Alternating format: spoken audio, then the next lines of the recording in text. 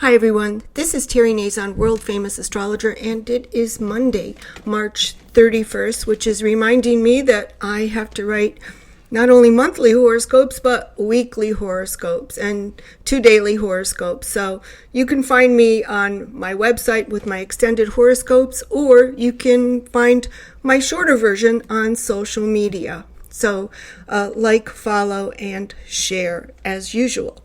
So we've had a lot going on. Nearly 24 hours after the new moon solar eclipse in Aries, Neptune entered the sign of Aries, the first sign of the zodiac.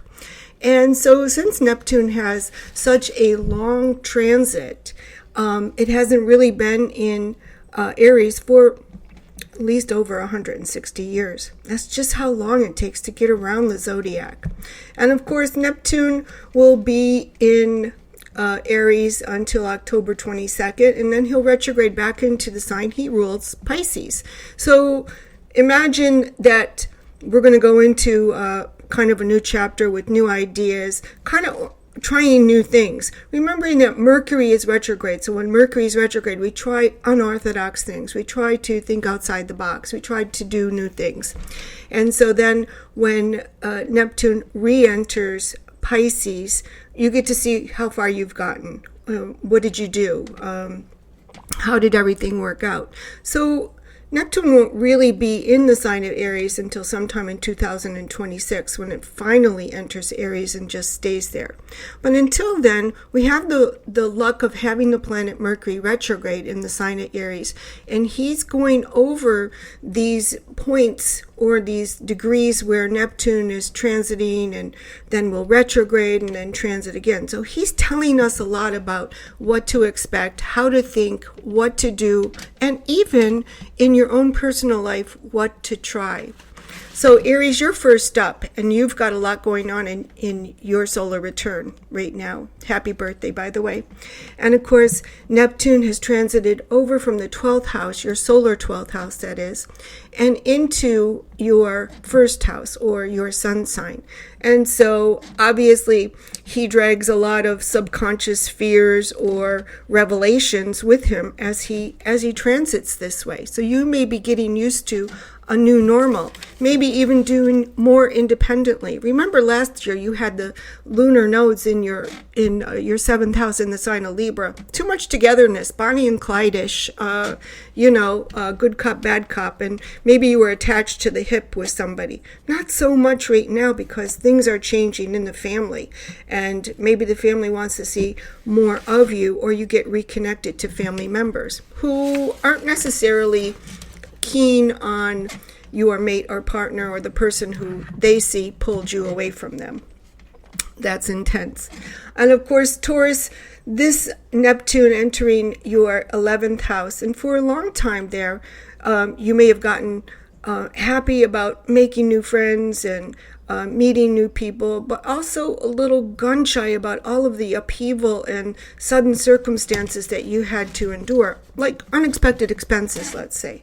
So now that is kind of going away a little bit. You've learned how to master unexpected expenses and things that weren't happening, predictably. So now there's a more predictive style coming into your life. No more apprehension, no more fear.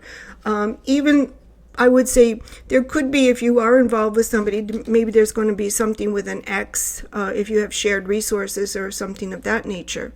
Gemini, Neptune has entered your 11th house. Now, the 11th house is also the house of profits to your career, profession, or business, because it is the second house to the 10th house. So it's the money, it's the benefits, it's the kudos, it's the everything that you gain through working hard and making a name for yourself.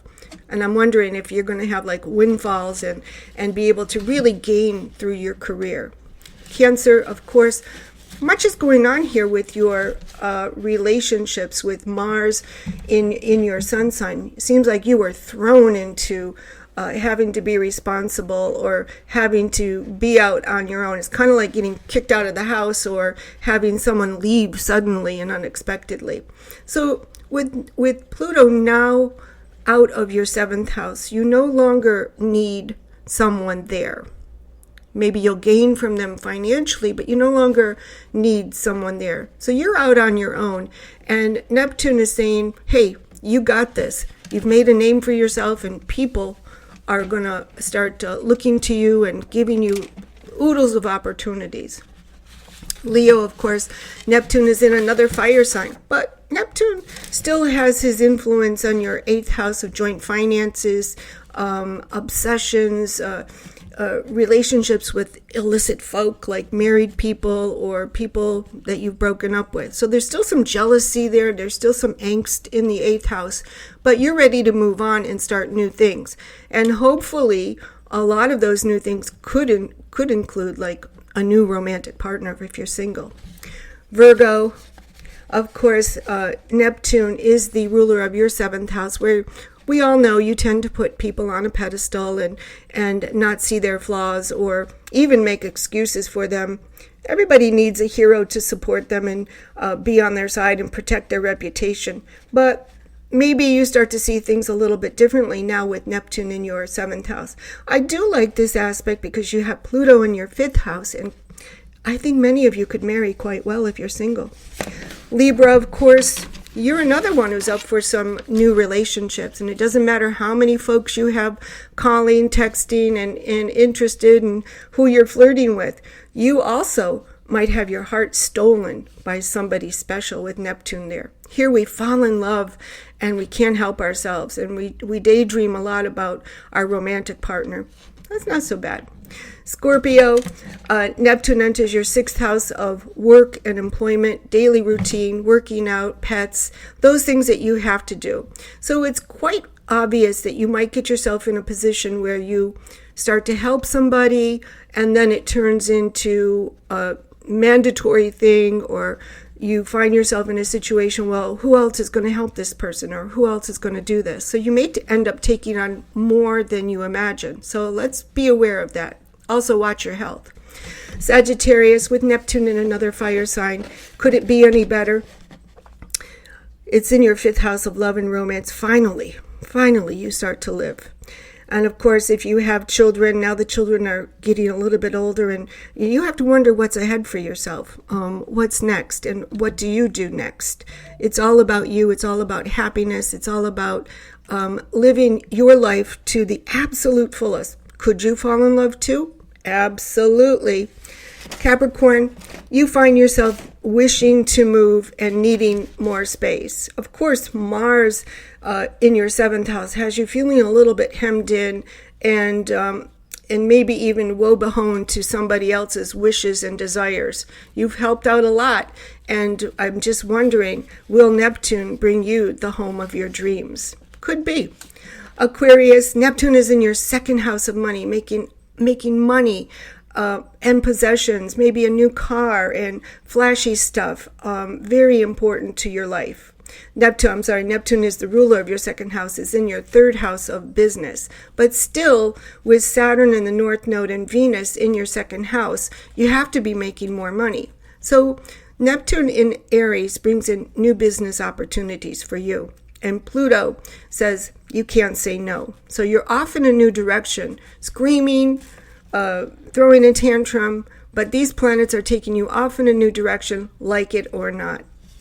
And of course, last but not least, Pisces.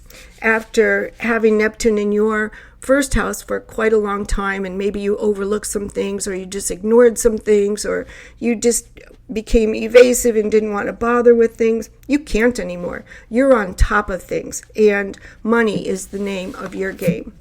Well, I hope you enjoyed this little sojourn into Neptune into Aries today. That's what I'm talking about. The moon is in Taurus, a money sign. Nobody likes to be forced or pushed when the moon is in Taurus. So go slow with other people today. That's all for now. Like, follow, share, support me on social media, and go to my website for more astrology fun.